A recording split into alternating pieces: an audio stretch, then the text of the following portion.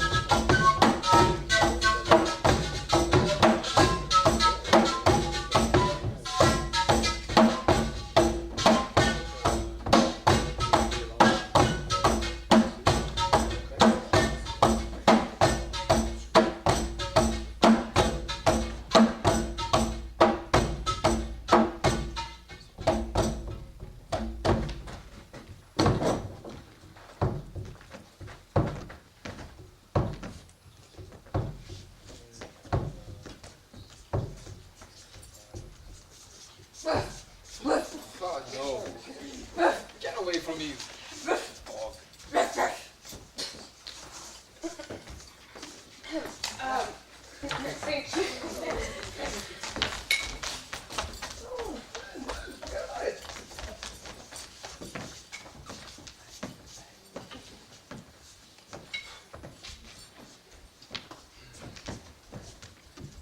In sooth, I know not why I am so sad.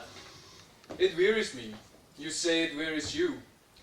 But how I caught it, found it, or came by it, and what stuff 'tis made of, whereof it is born, I am to learn.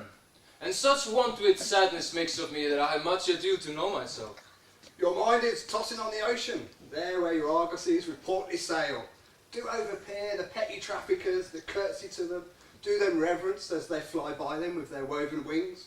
Believe me, sir, had I such venture forth, the better part of my affections would be with my hopes abroad. Believe me, no. I thank my fortune for it. My ventures are not in one part entrusted, nor to one state, nor is my whole estate upon the fortune of this present year.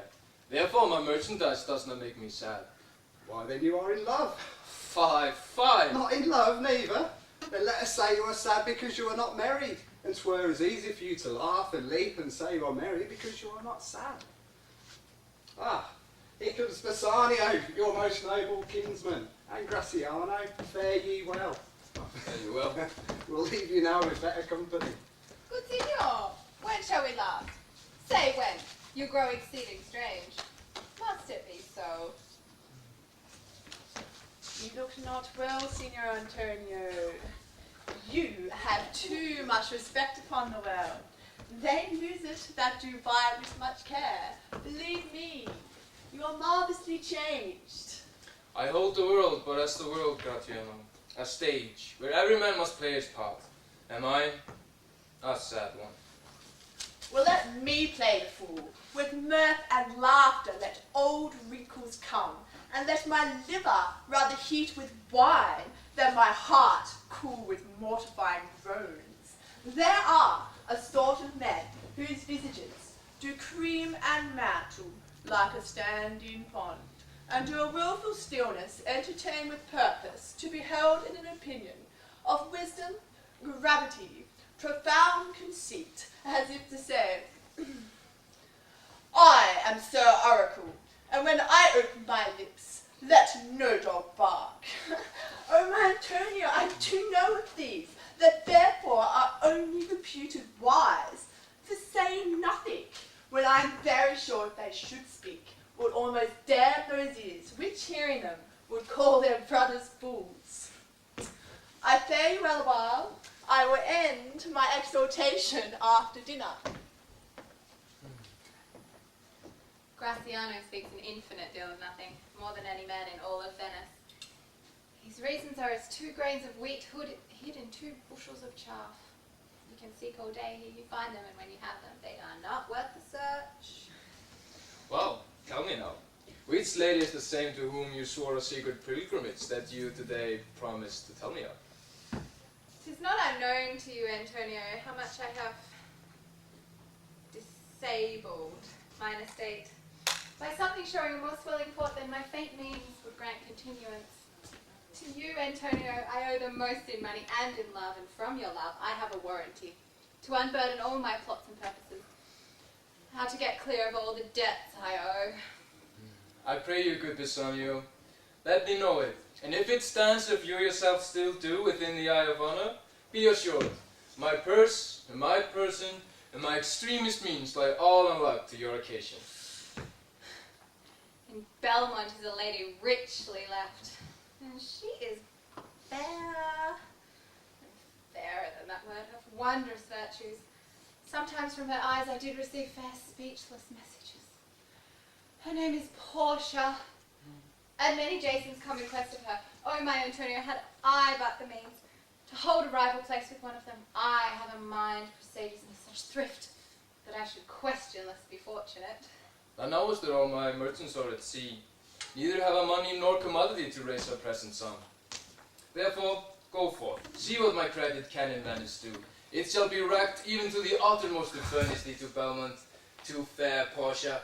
Go, presently inquire, and so will I, where money is, and I no question make to have it of my trust, or for my sake. Now, come on. Oh, Antonio.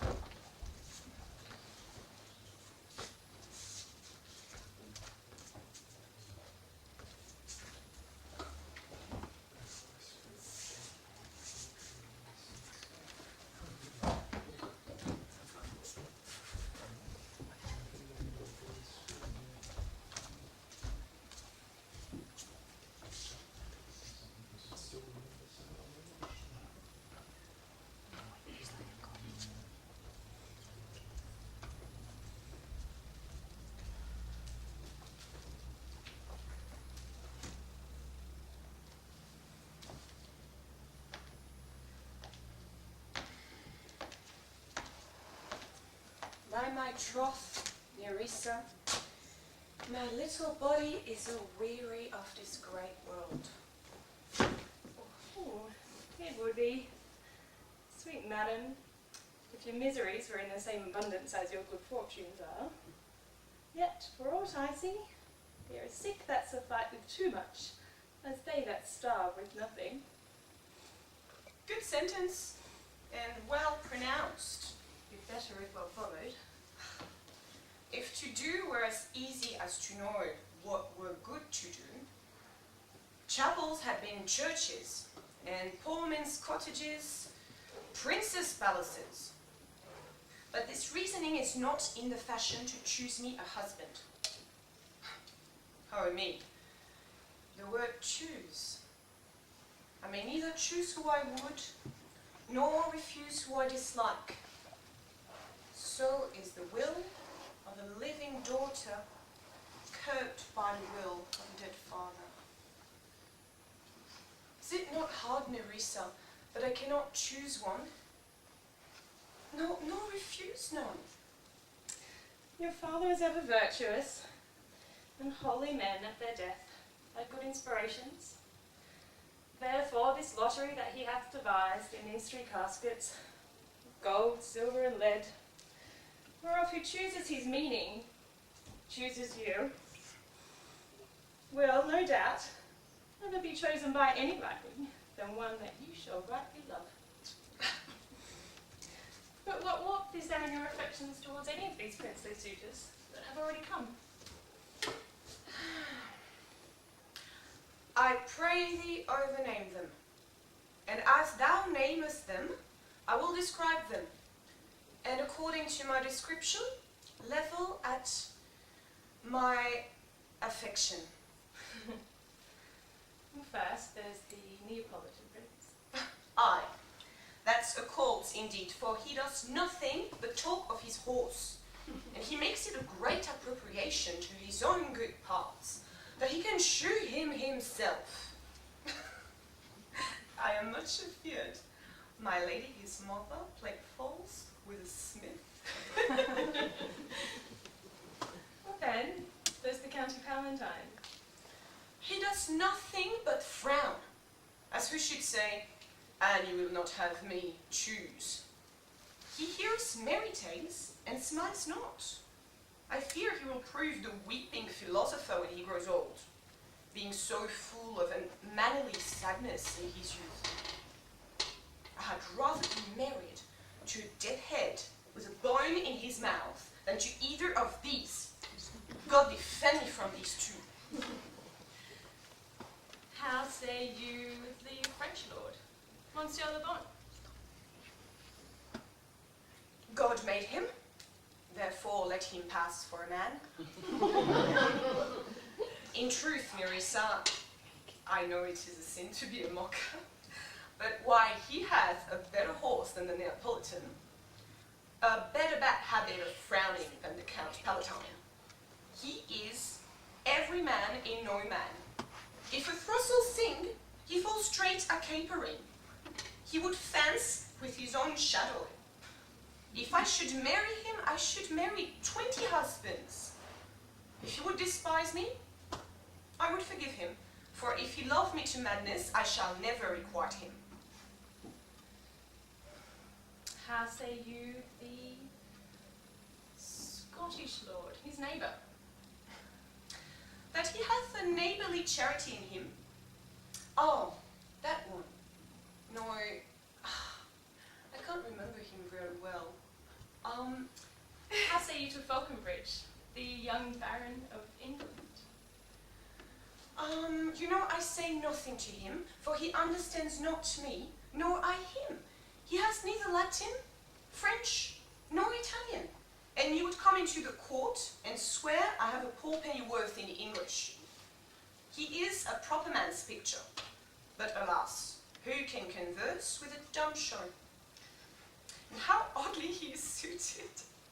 I think he bought his doublet in Italy, his round hose in France, his bonnet in Germany, and his behavior everywhere. How like you the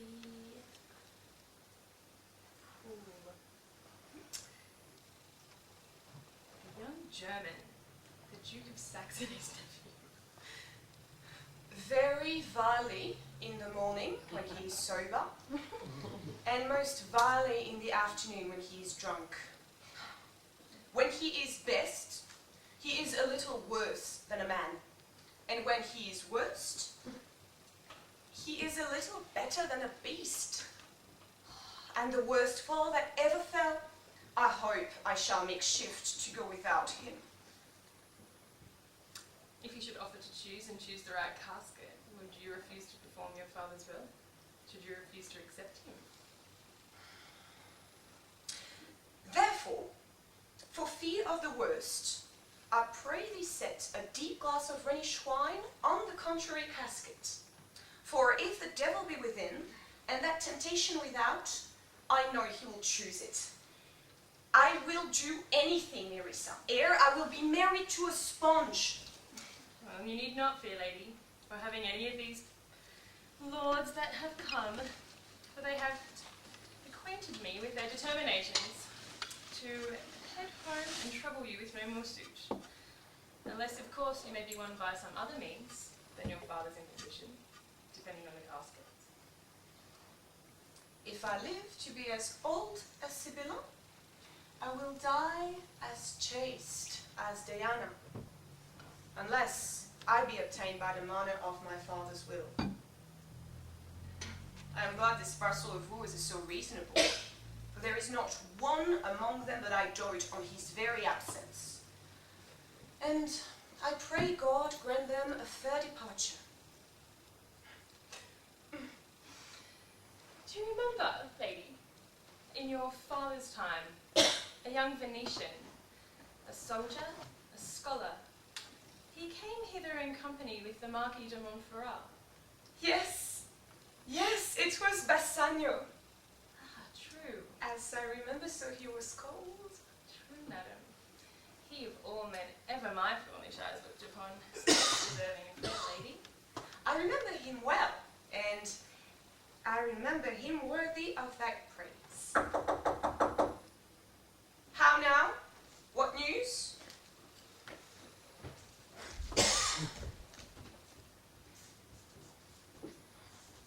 Four strangers seek for you, madam, to take their leave. And a forerunner has come from a fifth, the Prince of Morocco, with word his master will be here tonight. If I could bid the fifth welcome with so good heart that I can bid the other four farewell, I shall be glad of his approach. If he has the condition of a saint and the complexion of a devil, I had rather he would shrive me than wive me. Nerissa, go before. Whilst we shut the gates upon one, another knocks at the door.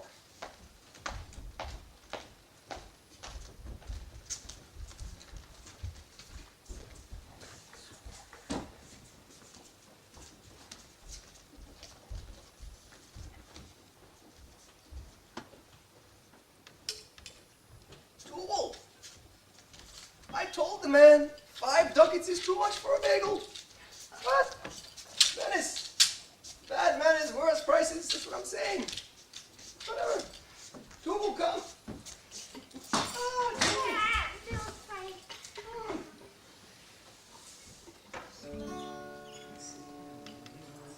Hey Jude, don't be so sad. Don't make a bad deal and make it better.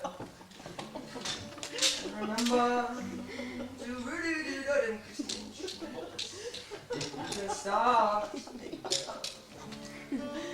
Oh, got my mind on my ducats and my ducats on my mind. Oh Jude, don't be so sad. Make a bad deal.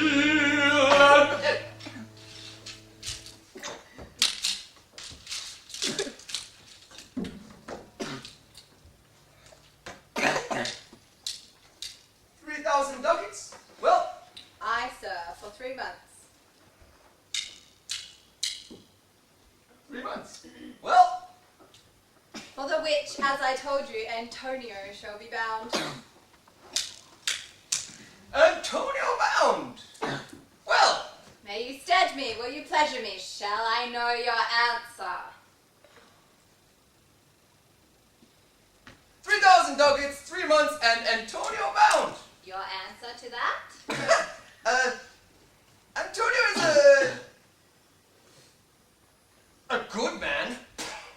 Have you heard any imputation to the contrary? No.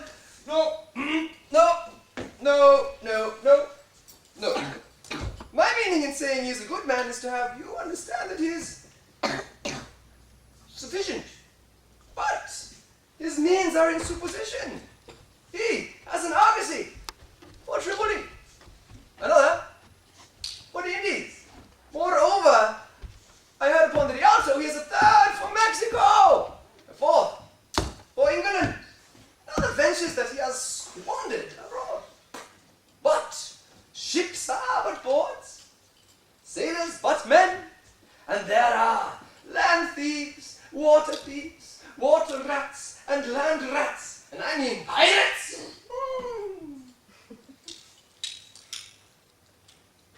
3,000 ducats. I think I might take his bond. Be assured you may. I will be assured I may, and that I may be assured it bethinks me. May I speak with Antonio? If it please you, to dine with us.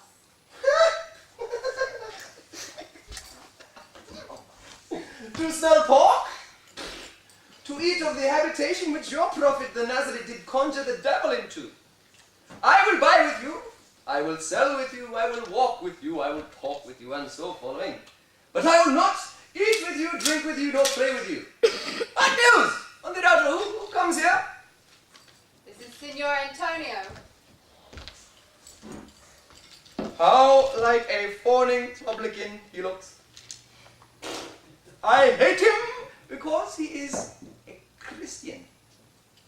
But moreover, in no simplicity, he lends out money gratis, which brings down the rate of usance for us here in Venice. If I could catch him on the hip, I would feed fat an ancient grudge I bear him. How he rails. He hates our sacred nation, there, where merchants most do congregate. Oh, he rails against me and my bargains, my well-won thrift, which he calls interest. Cursed be our tribe if we forgive him.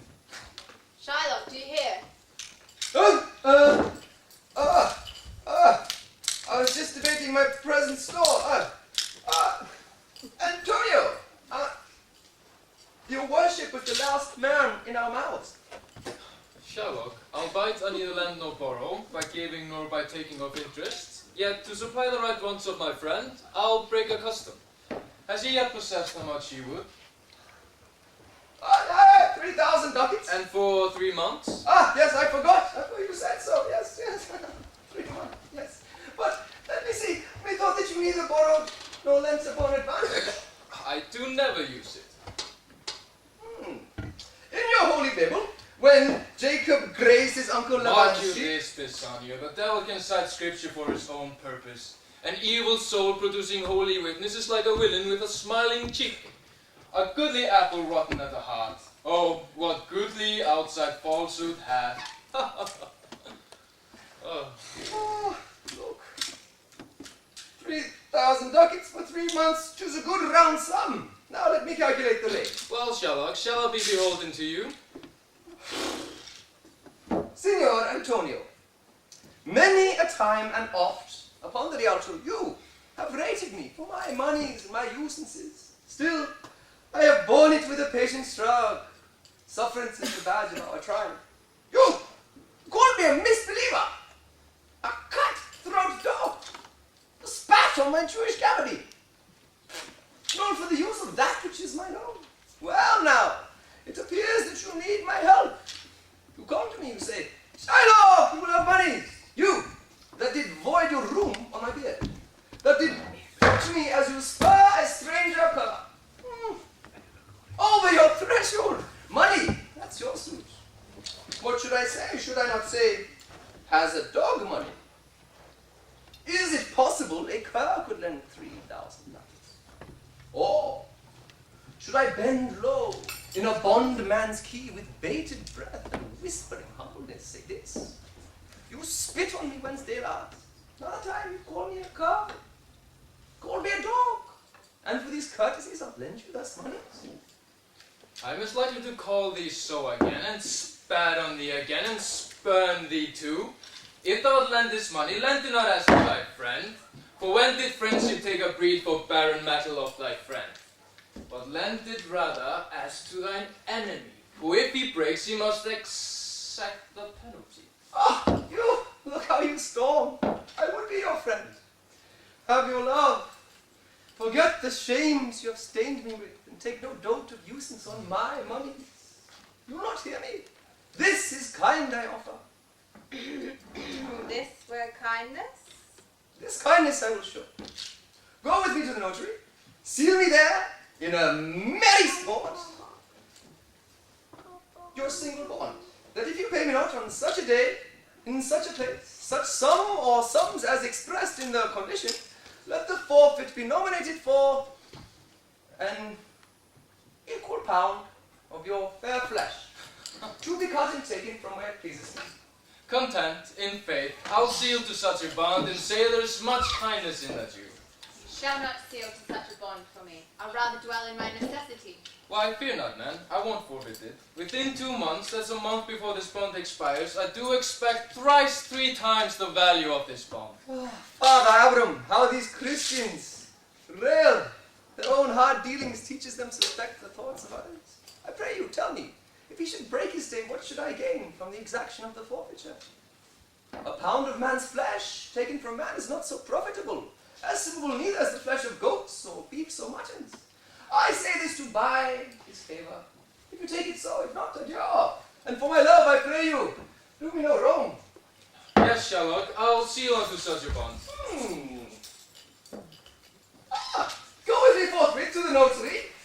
We'll give him directions of this merry bond, and I will pass the ducat straight. To our house that's left in the beautiful garden of Bar Mitzvah. Good father. Oh, you. I be gentle Jew. The Hebrew will turn Christian, he grows kind. I like not fair terms in a villain's mind. Ah, come on, in this there can be no dismay. My ships come home a month before the day. It's gonna be fine.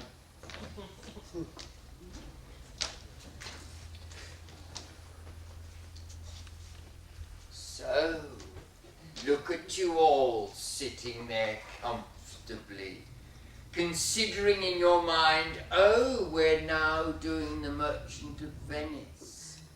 Well, consider now the power of the psychological. Portia, the great queen of poetry and love, is only allowed to get married to who chooses the right box. So consider the fears as Portia goes to bed, to sleep. Consider what is going on deep in her mind as she dreams. Think about it. Rejection? No, never again to be touched by a man that she loves. Think about it. Madness. Being unable to communicate with anybody. Think about it. Suicide because she can't cope. Or even being sent to a nunnery, spending all her life walking up and down in an empty convent. All these thoughts circle in the Lady Portia's mind as she goes to sleep that night. But as happens with all great psychological conundrums, they all begin with a chair.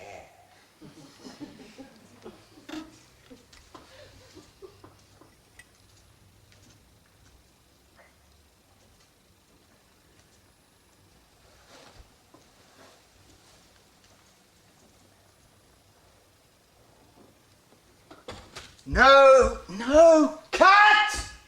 Cut! Oh.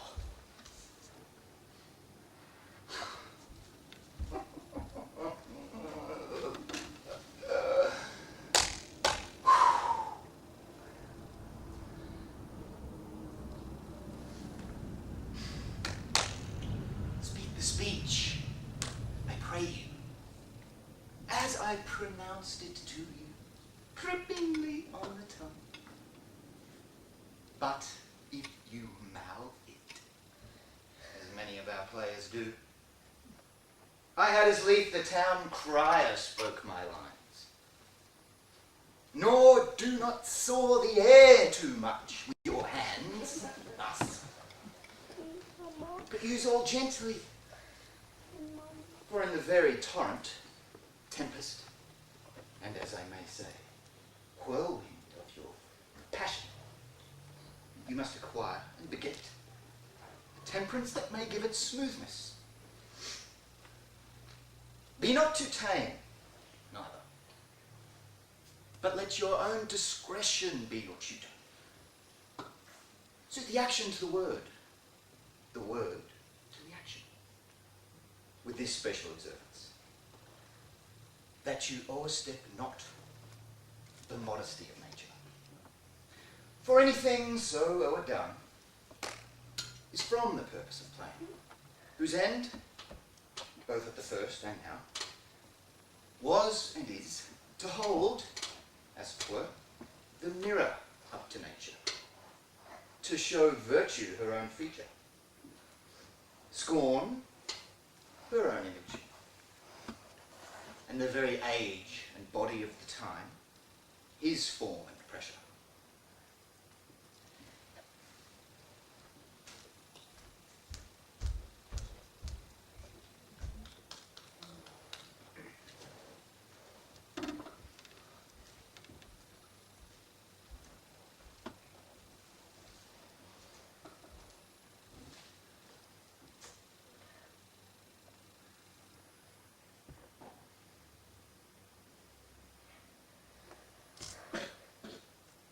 To be or not to be? That is the question. Whether 'tis nobler in the mind to suffer the slings and arrows of outrageous fortune, or to take arms against a sea of troubles and by opposing end them. To die. To sleep.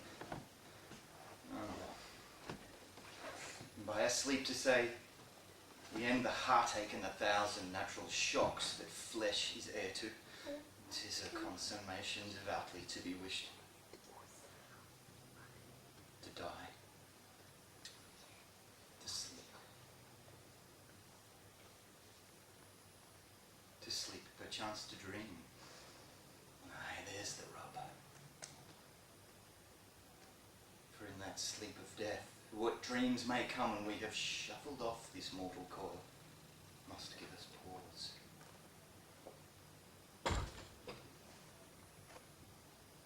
There's the respect that makes calamity of so long life.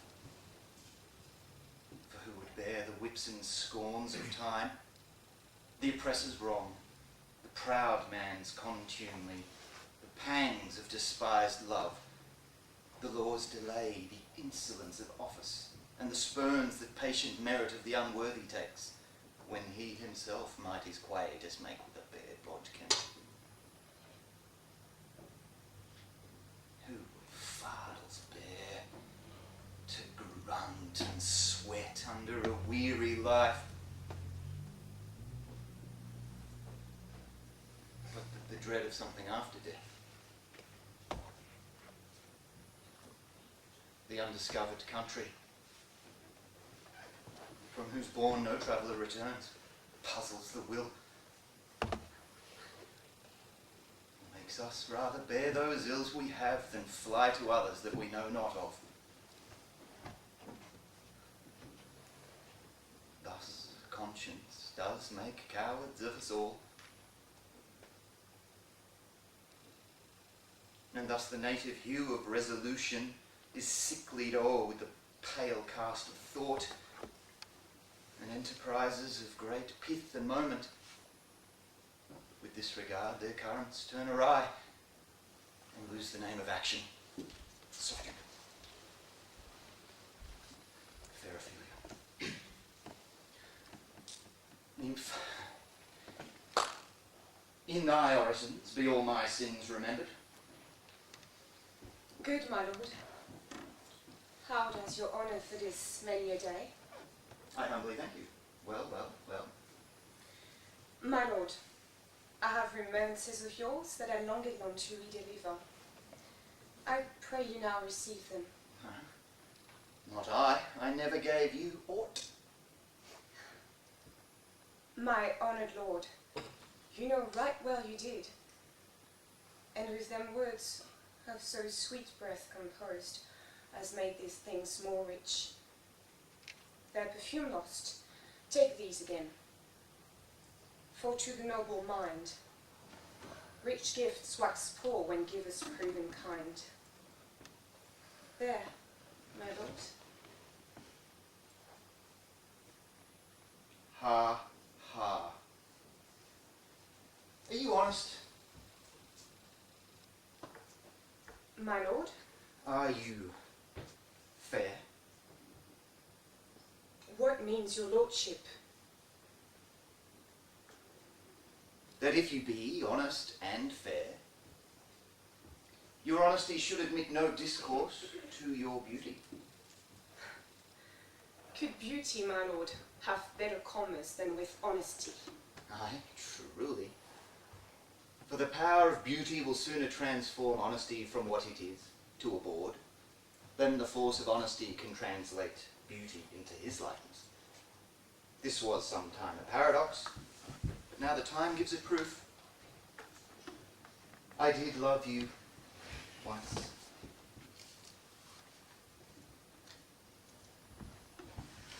Indeed, my lord. You made me believe so. You should not have believed me. For virtue cannot so inoculate our old stock, but we shall relish of it. I loved you not. I was the more deceived. Get thee to a nunnery. Why wouldst thou be a breeder of sinners? I am myself indifferent honest, but yet I could accuse me of such things. It were better my mother had not borne me. I am very proud, revengeful, ambitious, with more offences at my beck than I have thoughts to put them in, imagination to give them shape, or time to act them in. What should such fellows as I do, crawling between earth and heaven? We are arrant knaves all. Believe none of us. Go thy ways to a nunnery. Where's your father? At home, my lord.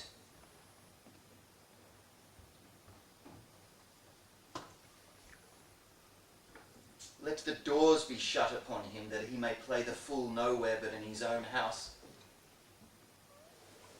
Farewell. Oh, help him, you sweet heavens.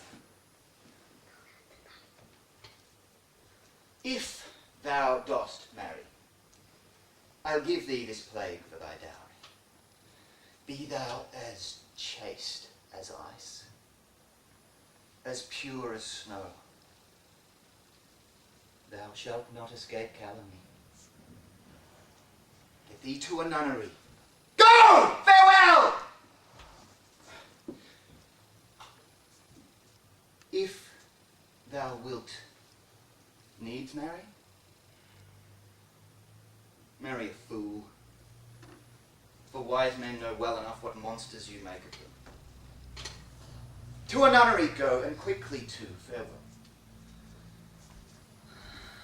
Heavenly powers, restore him. I've heard of your paintings. Well enough. God hath given you one face, and you make yourselves another. You jig and amble, and you listen. You nickname God's creatures and make your wantonness your ignorance. Go to. I'll no more it. It hath made me mad. Now I say, we will have no more marriage. Those that are married already, all but one, shall live. The rest shall keep as they are. To a nunnery. Go.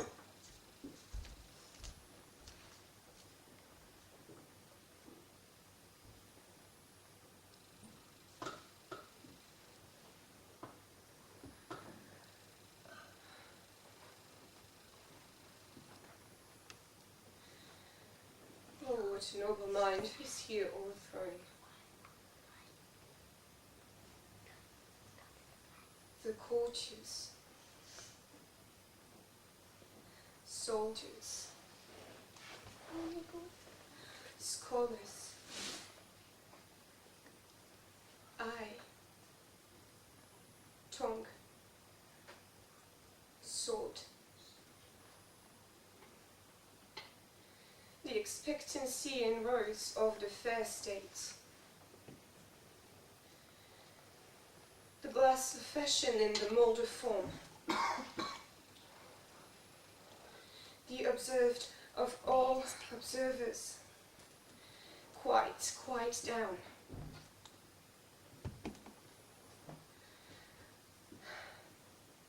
And I, of ladies, most deject and wretched, that sucked the honey of his music vows. Now see that noble and most sovereign reason, like sweet bells jangled, out of time and harsh, that unmatched form and feature of blown youth, blasted with ecstasy.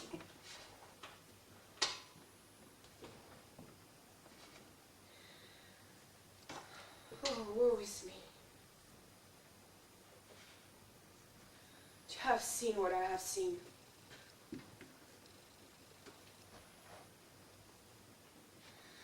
See what I see.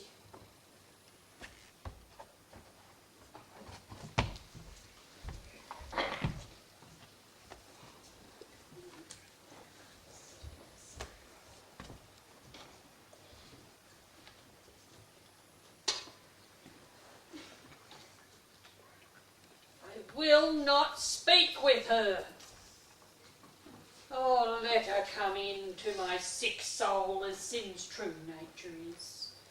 Each toy seems prologue to some great amiss, so full of artless jealousy is guilt.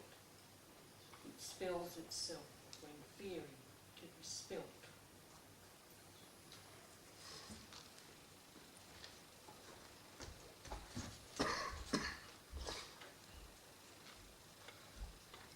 Where is the beauteous majesty of Denmark? How now, Ophelia? How should I your true love know from another one?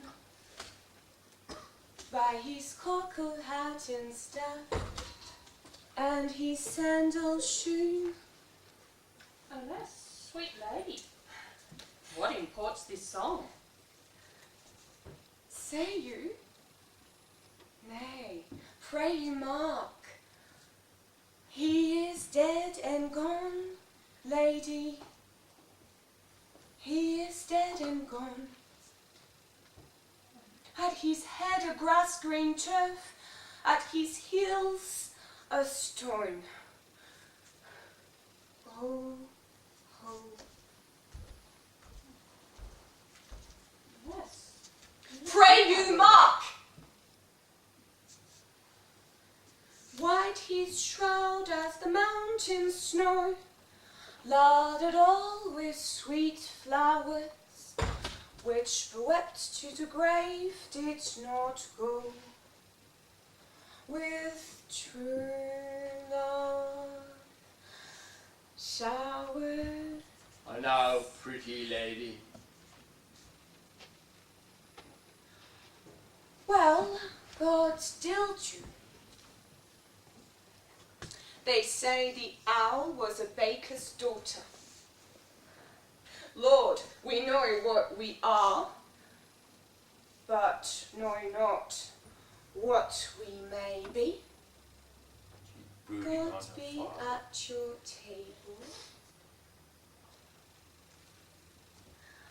Pray, let's have no words of this. But when they ask you what it means, say you this. Tomorrow is St. Valentine's Day. All in the morning betide. And I am made at your window to be your Valentine. Then up he rose, and donned his clothes, and up the chamber door, let in the maid, that outer maid, never departed more. Oh, pretty Ophelia. Indeed, la, without an oath, I'll make an end on't. By Jis and by Saint Charity, alike and fie for shame. Young men will do it if they come to it. By cock, they are to blame. 'Cause she, before you tumbled me, you promised me to wed. He answers, and so would I have done by yonder sun, and thou hast not come to my bed. How long has she been thus? I hope all will be well. We must be patient. But I cannot choose but weep. To think they would lay him in the cold ground. My brother shall know of it. And so I thank you for your good counsel. Come, my coach. Good night. Good night, ladies. Good night. Sweet ladies. Good night. Good night.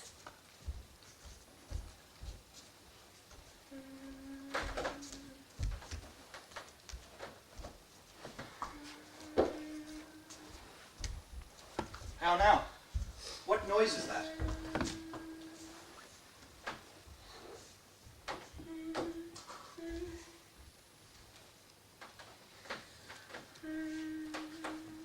No heat. Dry up my brains. Tears 7 times salt. Burn out the sense and virtue of mine eye.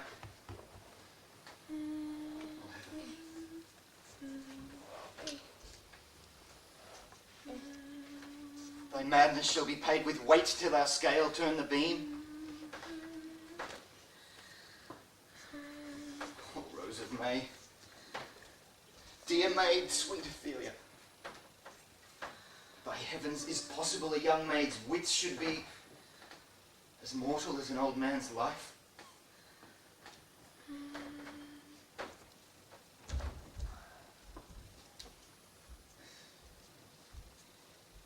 They bore him barefaced on the pier.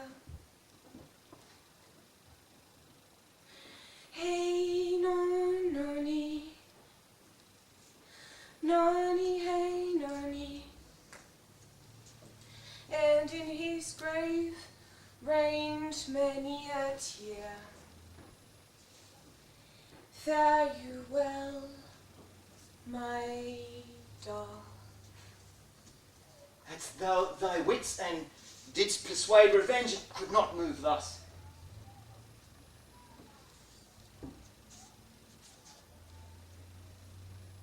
There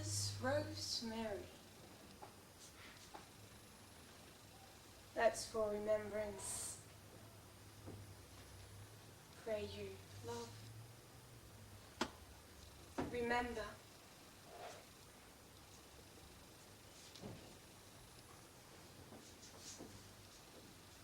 There's fences. That's for thoughts.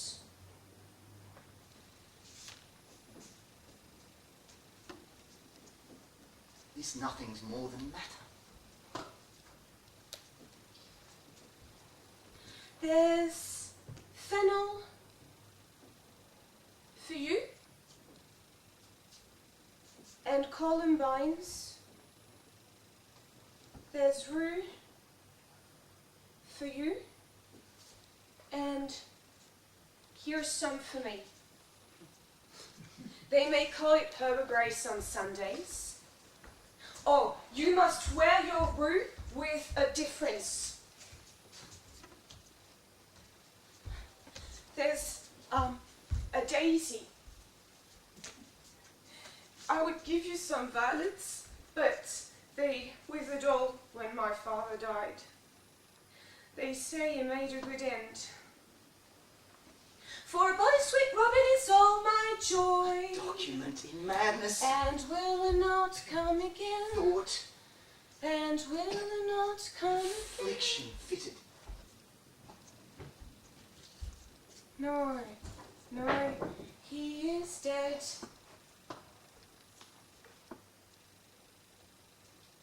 Go to thy deathbed. He never will come again.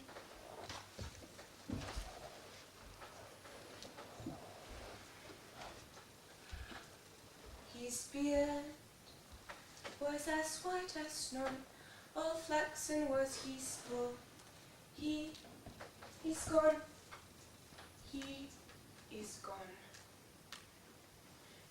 And cast away more.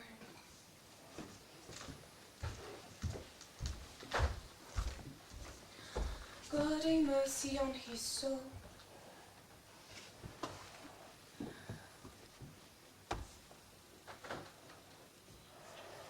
And of all Christian souls.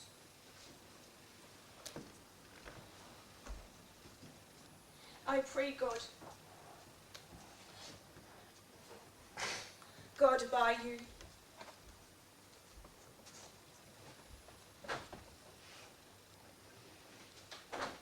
Do you see this? Oh God. Hear you, sir! What is the reason that you use me thus?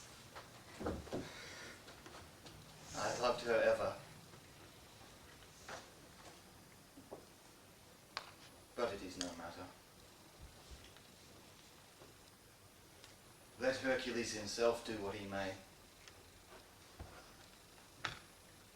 The cat will mew, and dog will have his day.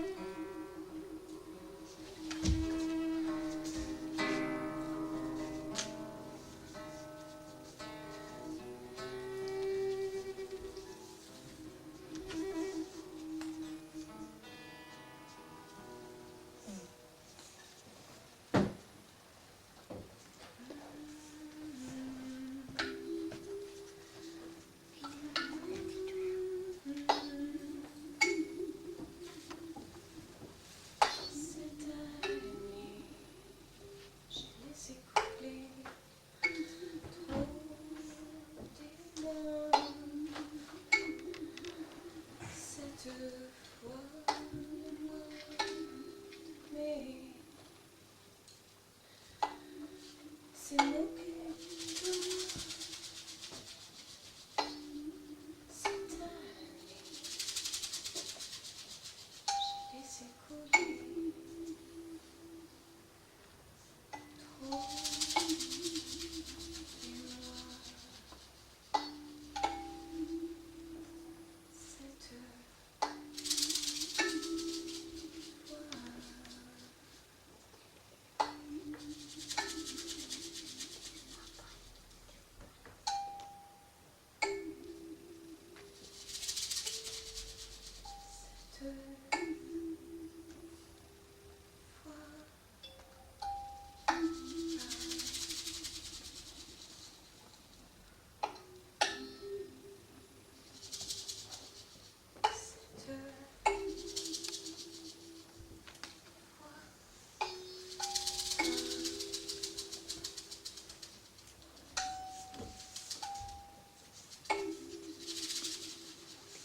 Cette fois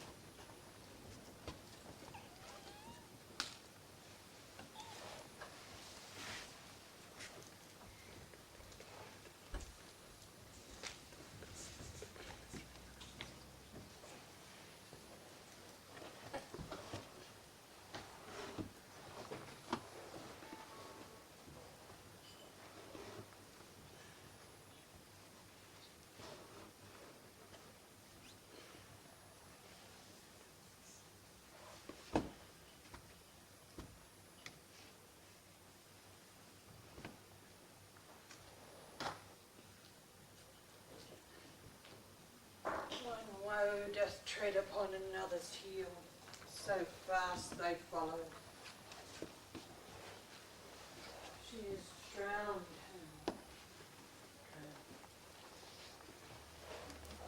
Drowned. Oh, where? There is a willow grows askant the brook that sheds its hoar leaves in the glassy stream. Therewith fantastic garlands did she make of crowflowers, nettles, daisies and long purples that liberal shepherds give a grosser name. But our cold maids do dead man's fingers call them. There on the pendant boughs her cronet weeds, clambering to hang. An envious sliver broke, when down her weedy trophies and herself fell into the weeping brook. Her clothes spread wide, and mermaid-like a while they bore her up, which time she chanted snatches of old lords, as one incapable of her own distress, or like a creature, native and injured unto that element. But long it could not be till that her garments, heavy with their drink, pulled the poor wretch from her melodious lay to muddy death.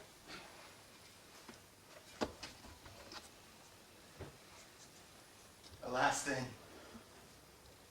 she's drowned? Drown.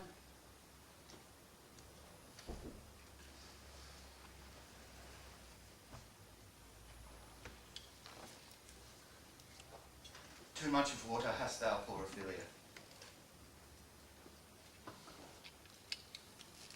And therefore I forbid my tears.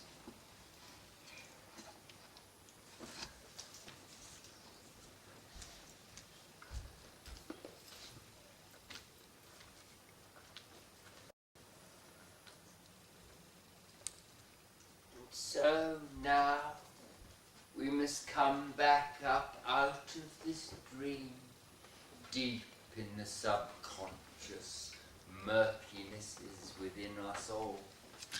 We must come now back once more to Belmont. But there in Belmont, as Portia sleeps, momentous things are happening. Enormous things. Antonio has had all his ships wrecked. Ships from India wrecked in the storm. Ships to the Caribbean wrecked in the storm. Ships to England wrecked in the storm. Ships all over the Mediterranean wrecked by pirates. And the day is past when he must give the money for his flesh to Shylock. And then also we come to Shylock. Consider this, the fact that Shylock had a daughter. And the daughter has run away with a friend of Bassanio. Can you imagine? Run away, the line of the Jew, forever gone, as the lines go through the matriarchal side. Gone forever, Shylock's lineage and heritage. So Shylock is angry. The grief and rage of Shylock is mounting, no more the nice man. And also, we have to consider the fact that Portia, upon awakening, is going to meet a new suitor. For coming up the river is the handsome Bassanio.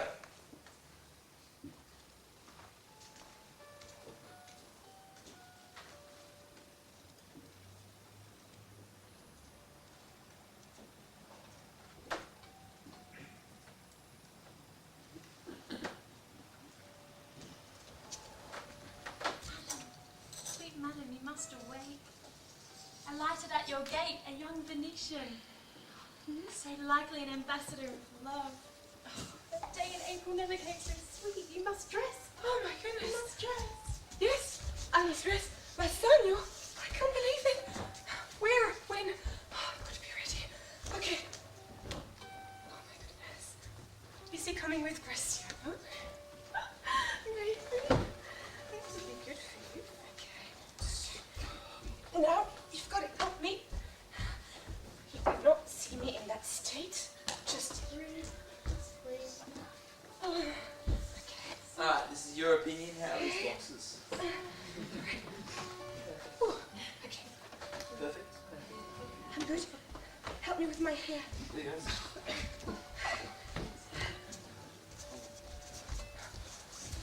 Let's put that here so we can see them coming. All right. Okay. Headbands. Yeah. All right. Yes. Imagine. He's the only one that I fancy.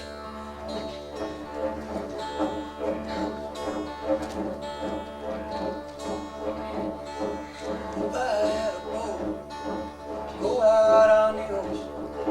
If I had a pony, we could all together go out on the ocean. Me upon my pony, go out in the sea. If I were like lightning, wouldn't need no sleep. Come and go whenever I would please. I'd scare you by the lighthouse, I'd scare her by the shady tree. Would not scare my pony, go out in the sea.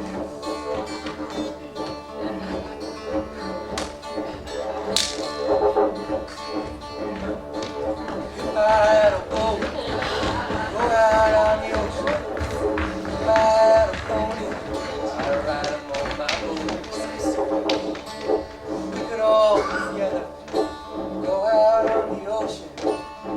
upon my pony on my boat out at sea. Kiss my ass, I bought it on a moving house.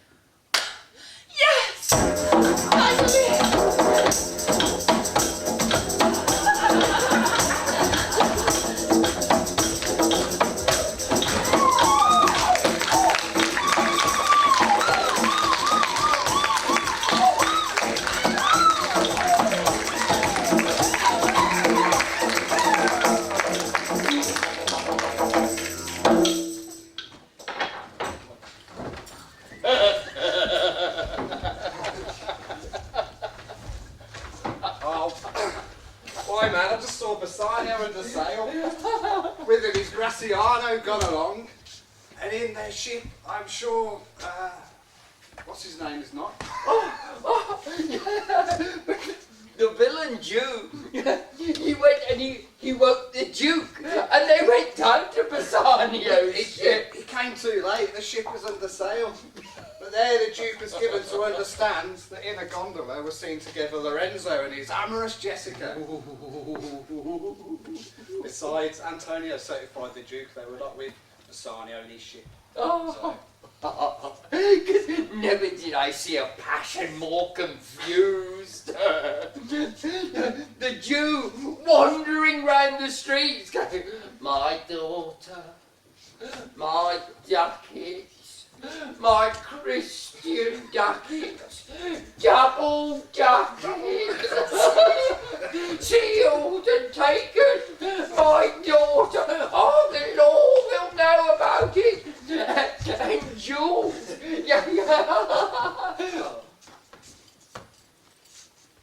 Antonio must mark his day and be careful.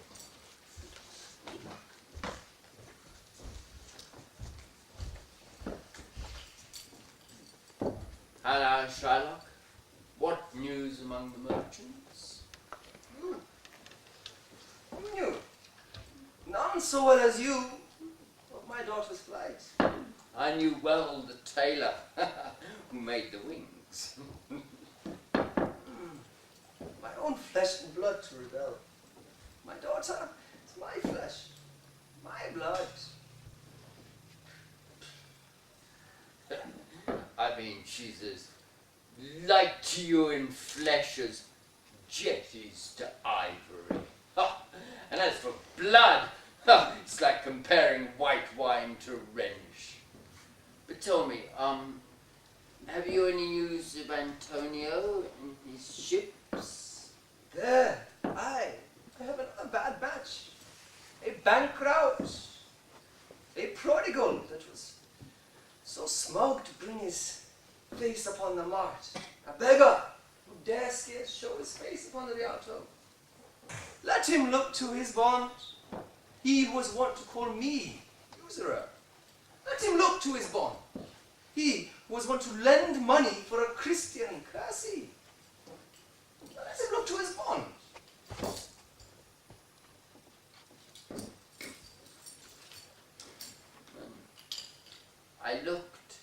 I went everywhere looking for your daughter, but everywhere I went, I heard talk of her, but I saw nothing. I saw nothing of her. I will have him. I will use him. His bond of flesh. It's good to bait fish. Of course, if it will feed nothing else, it will feed my revenge. Yeah. He has disgraced me, hindered me 500,000. Laughed at my losses, mocked at my gain, scorned my nation, thwarted my bargains, cooled my friends, heated my enemies. And what is his reason?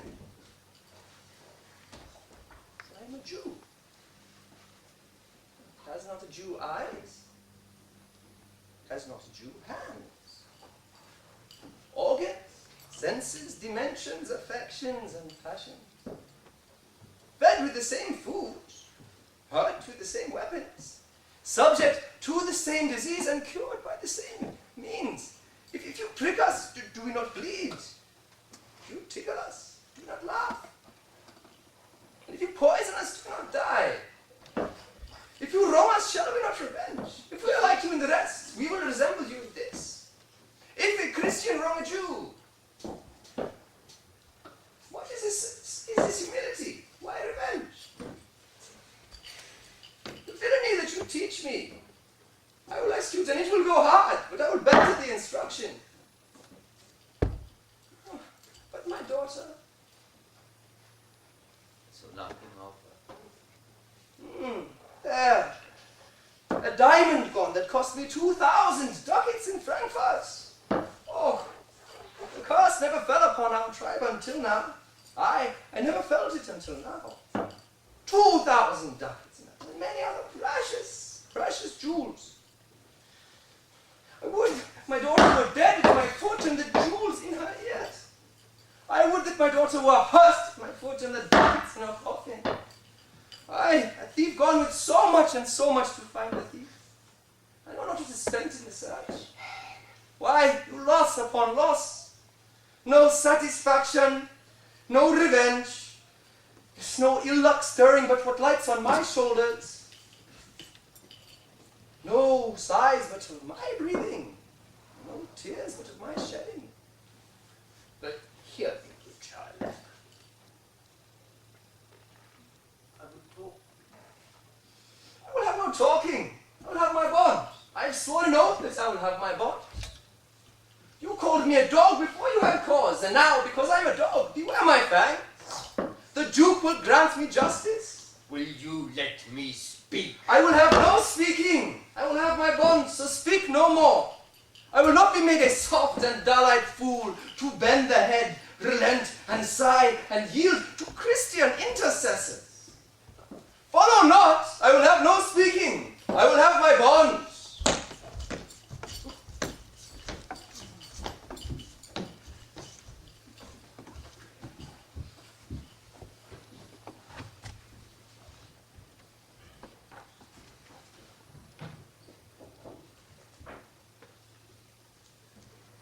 Come on, Nerissa. I have work in hand that you yet know not of. We shall see our husbands before they think of us. Shall they see us? They shall, Nerissa, but in such a habit that they shall think we are accomplished with what we lack. Shall we be men? We shall, come on.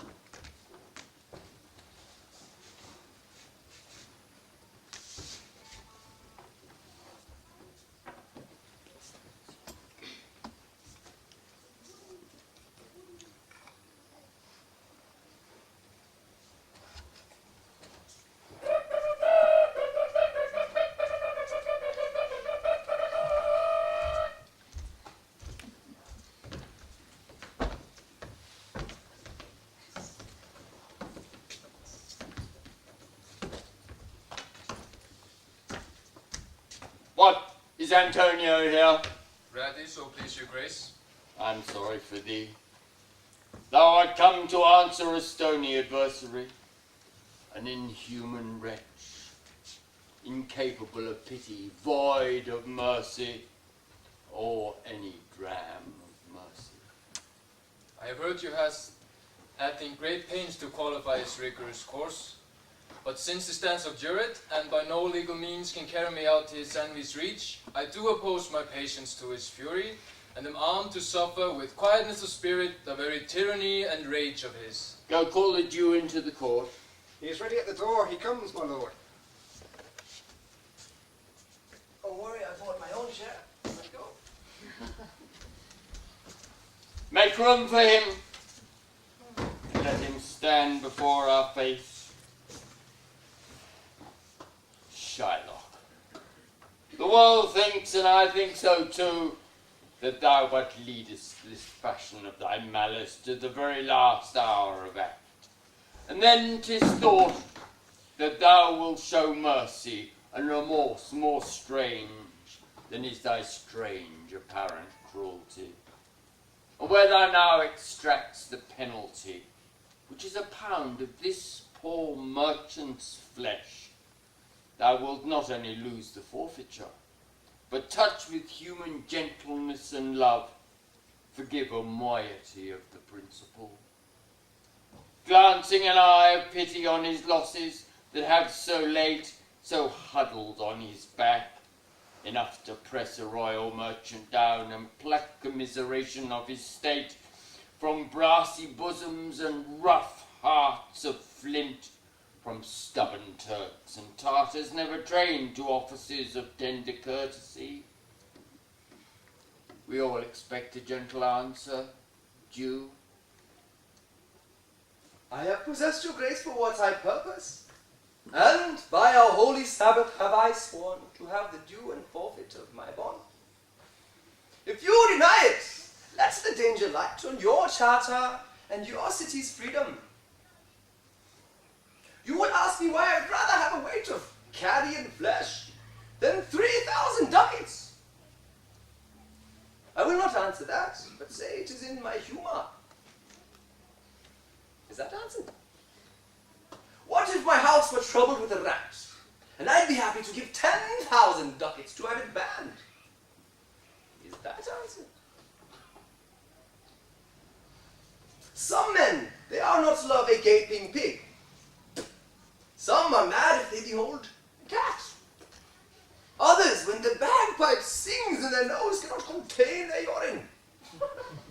But for affection, must sway to the mood of what one likes or loathes. Now, for your answer.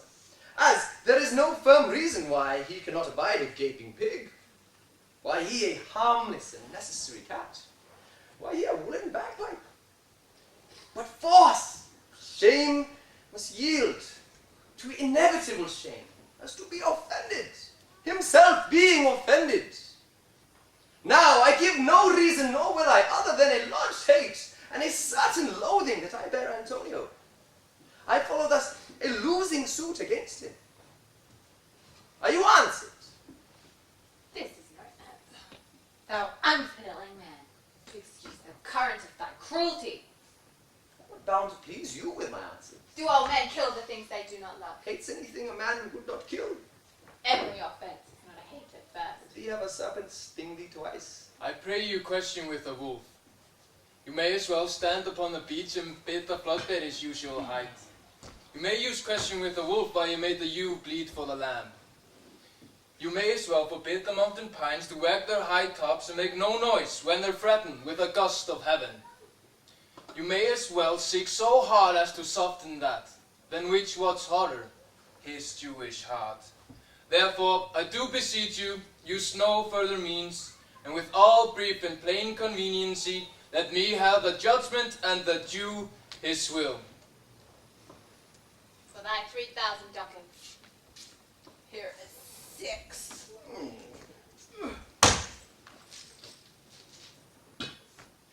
If every ducat in 6,000 ducats were in 6 parts, and every part a ducat, I would not draw them. I will have my bonds. How shalt thou hope for mercy, rendering none? What judgment should I dread, having done no wrong? You have among you many a purchased slave, which, like your asses, your dogs, and your mules, you use in abject and in slavish parts, because you bought them. Should I say to you, let them be free, let them be married to your heirs? Why sweat their underburdens? Let their beds be made as soft as yours, and their palates seasoned with the same viands. You say to me, the slaves are ours. So, I say to you, the pound of flesh I demand of him is dearly bought. It is mine. I will have it. If you deny it, fine your law.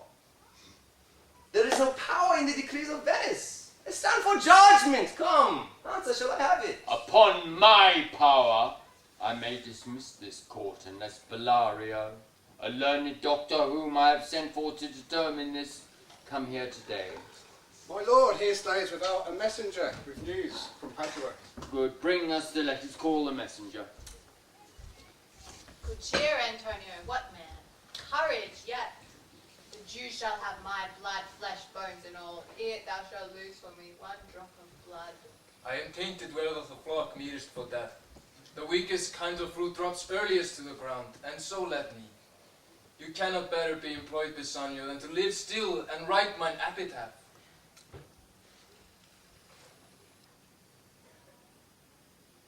Come you from?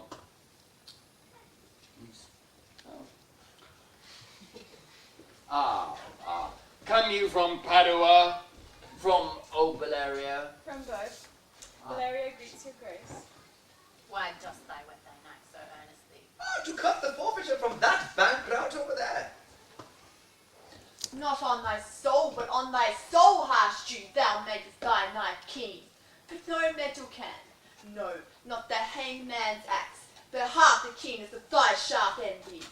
Can no prayer pierce thee? No, not that thou hast wit enough to make. Oh, be thou damned unstrappable dog, and for thy life let justice be accused.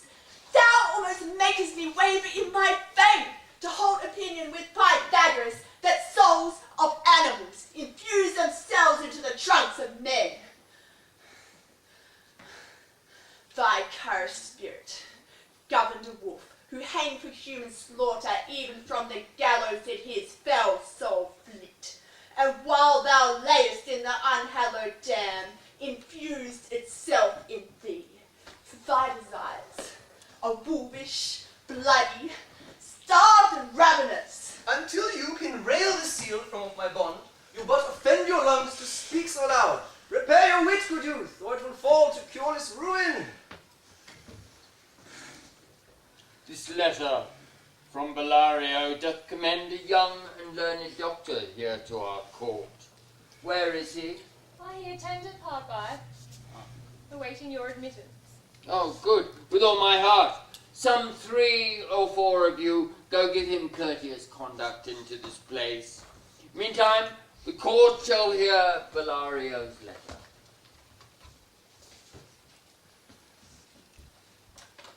Your grace shall understand that at the receipt of your letter I am very sick.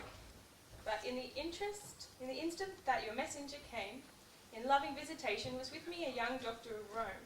His name is Balthazar.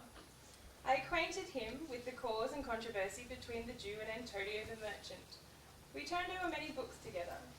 He is furnished with my opinion, which, bettered with his own learning, the greatness is where I cannot enough commend, comes with him at my importunity to fill up your grace's request in my stead.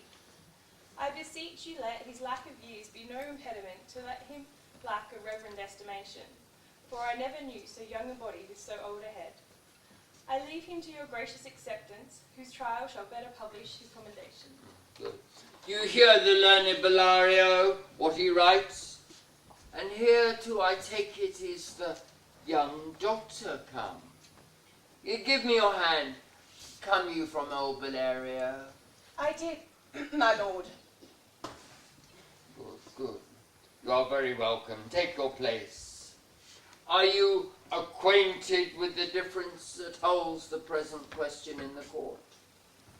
I am informed thoroughly of the cause. Which is the merchant here, and which the Jew? Antonio and old Shylock both stand forth.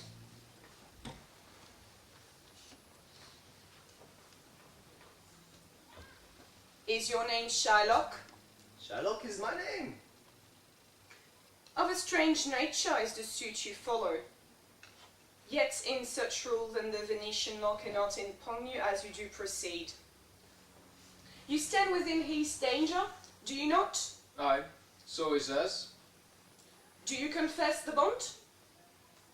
I do. Then must the Jew be merciful? On what compulsion must I? Tell me that! The quality of mercy is not strained. It droppeth as the gentle rain from heaven upon the place beneath. It is twice blessed. It blesses him that gives and him that takes. 'Tis the mightiest in the mightiest. It becomes the throned monarch better than his crown. His scepter shows the force of temporal power, the attribute to awe and majesty, wherein does sit the dread and fear of kings. But mercy is above this sceptred sway. It is enthroned in the hearts of kings. It is an attribute to God himself. An earthly power does then show like his gods when mercy seasons justice. Therefore, Jew, though justice be thy plea, consider this. that in the course of justice, none of us should see salvation. We do pray for mercy, and that same prayer does teach us all to render the deeds of mercy. I have spoke thus much to mitigate the justice of thy plea, which, if thou follow, the strict court of Venice must need give sentence against the merchant there. My deeds upon my head!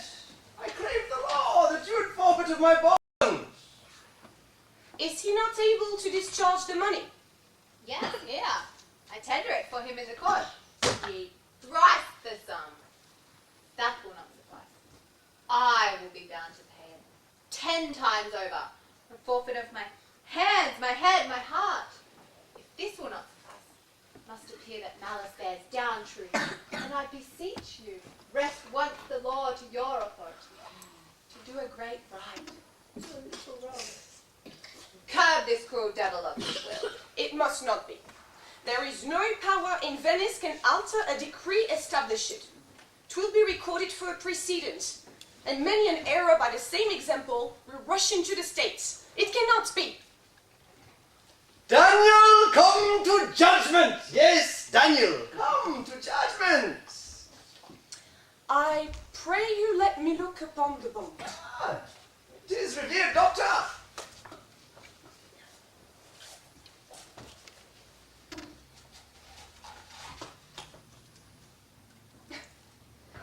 Shylock, there thrice thy money offered thee.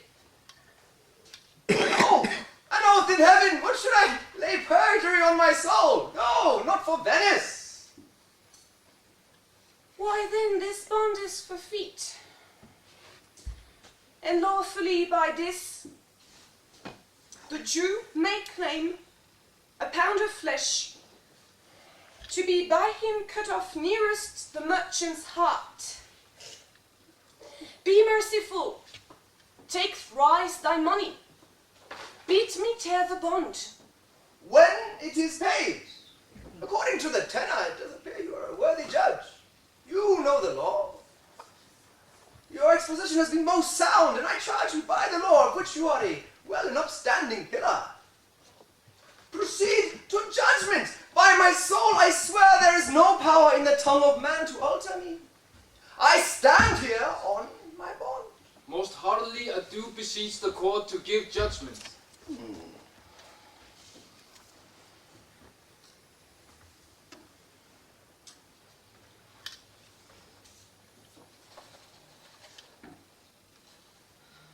Why then, thus it is.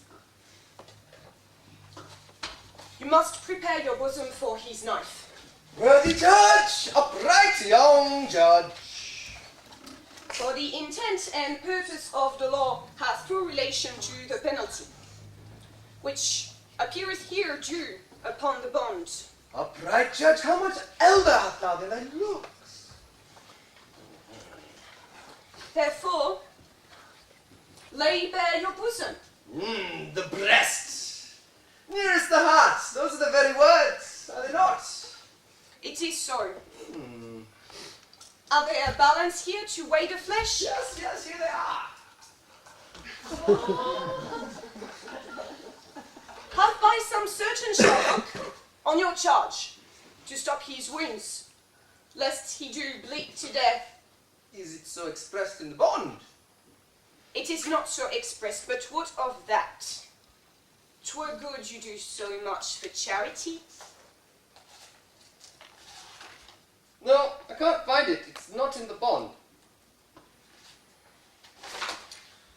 You, merchants, have you anything to say? But little. I am armed and well prepared. Give me your hand, Pisanio. Fare you well. Grieve not that I am fallen 'tis for you. For herein fortune shows herself more kind than it is her custom. It is still her use to let the wretched man outlive his wealth, to view with hollow eyes and wrinkled brow an age of poverty, from which lingering penance of such misery does she cut me off. Commend me to your honorable wife. Tell her the process of Antonio's end, and say how I loved you. speak me fair in death. And when a tale is told, bitter be just whether Bassanio had not once a love. Repent by you that you shall lose your friend, but he repents not that he pays your debt. For if the Jew cuts but deep enough, I'll pay it instantly with all my heart. Antonio, I am married to a wife, which is as dear to me as life itself. But life itself, my wife, and all the world are not with me esteemed above thy life. I would lose all. I, my moustache, the world, my masculinity, my wife, sacrifice them all here to this devil to destroy. Your wife would give you little thanks for that if she were by to hear you make the offer. I have a wife who I protest I love. I wish she were in heaven so she could entreat some power to change this cursed Jew. 'Tis well you offer that behind her back. Else would make for an unquiet house. Oh, these Christian husbands! I have a daughter! Would any of the stock of Barabbas be a husband rather than a Christian? We try for time, I pray, pursue sentence! A pound of flesh is thine. The court awards it, and the law doth give it. Worthy judge! And you must cut this flesh from off his breast. The law allows it, and the court awards it. Worthy judge! Yes, a sentence, come! Prepare! Tarry a little! There is something else.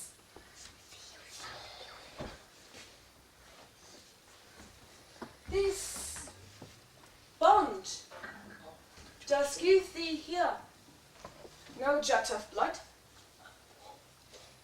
The words expressly are a pound of flesh. Take then thy bond. Take then thy pound of flesh. But in the cutting it, if thou shed one drop of Christian blood, thy lands and goods are confiscated unto the state of Venice. Oh, my judge! Mark, Jew, unlearned judge! Is that the law? Thyself shall see the act. For as thou urgest justice, be assured thou shalt have justice more than thou desirest. Unlearned judge! Mark, Jew, unlearned judge! I'll take this offer then. Pay the bond thrice and let the Christian go. Here is the money, I have it ready for thee. Soft!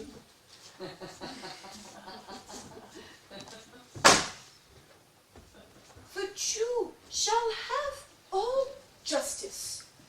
Soft. No haste. He shall have nothing but the penalty. Oh, Jew, an upright judge, a learned judge! Therefore, prepare thee to cut off the flesh. Shed thou no blood, nor cut thou less nor more than just a pound of flesh. If thou takest less or more than just a pound, be it but so much as to mix it as light or as heavy in the substance, or in the division of the 20th part of one poor scruple. Nay, if the scale be turned in the estimation of the hair, thou diest, and all thy goods are confiscated. A second Daniel, a Daniel Jew!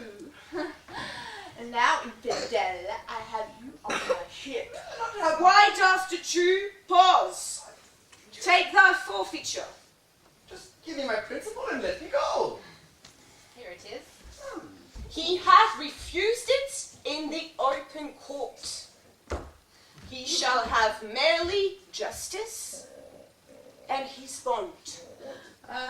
Daniel still say I, a second Daniel. I thank thee, Jew, for teaching me that word. Not barely have my principal. Thyself shalt have nothing but the forfeiture, to be so taken at thy peril. That will give him the good of it. I'll stay no longer. Tarry, Jew. The law hath yet another hold on you. It is enacted in the laws of Venice that if it be proved against an alien that by direct or indirect attempt he seek the life of any citizen, the part against the which he doth contrive shall seize one half his goods. The other half comes to the privy coffer of the state. And the offender's life lies in the mercy of the Duke only, against all of the voice. In which predicament I'd say thou standest. For it appears by manifest proceedings that indirectly and directly too, thou hast contrived against the very life of the defendant, and thou hast incurred the danger formerly by me rehearsed. Down, therefore, and beg mercy of the Duke.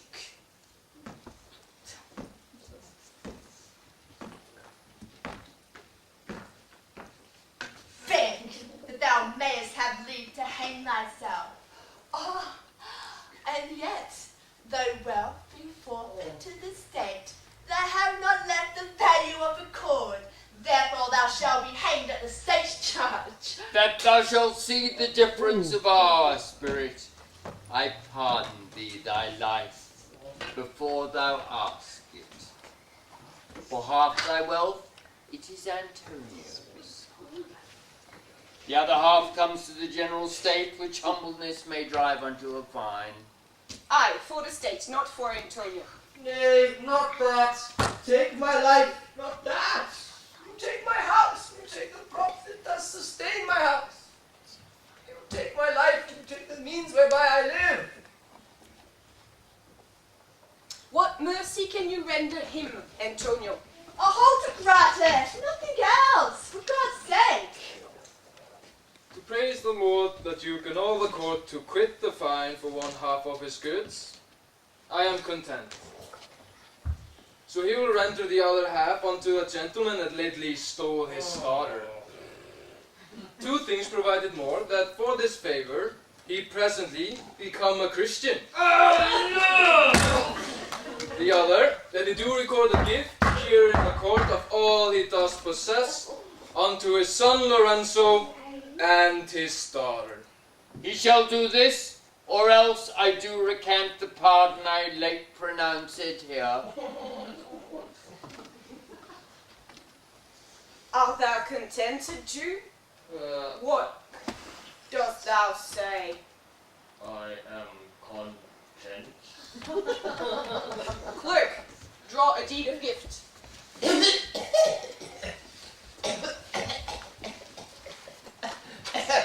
I'm not well. Could you send it off to me and I'll sign it?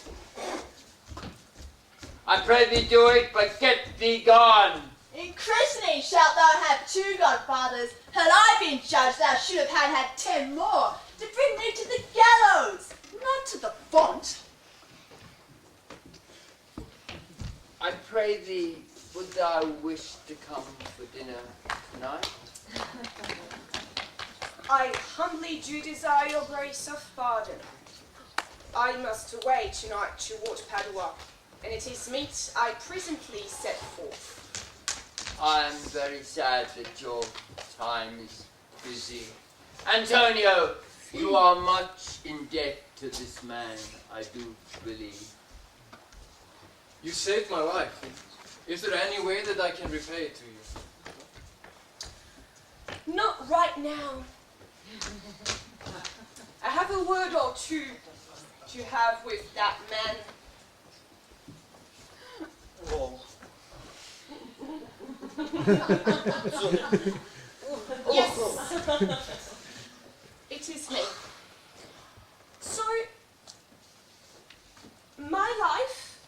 is less precious than his life? No. And you would sacrifice my life for this man after all I have done for you.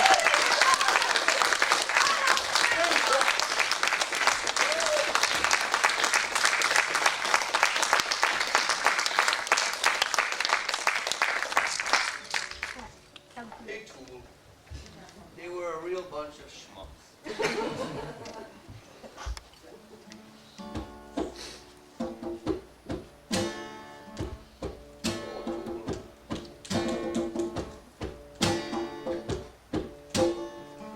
We'll get back again.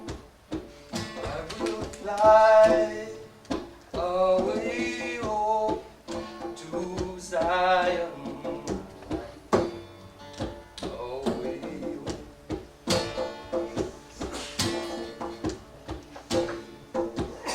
I will fly away home to Zion. Away home.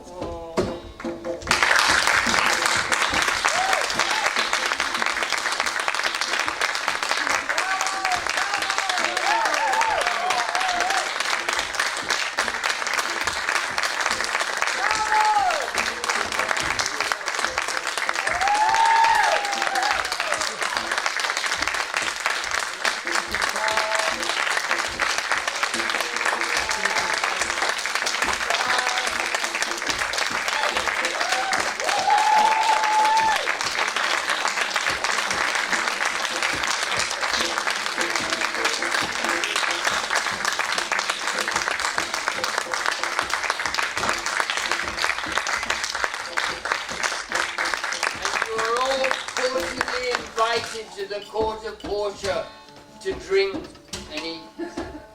We reconciled with Bassanio, so we are still going to celebrate our wedding feast. So, yeah, welcome at the back.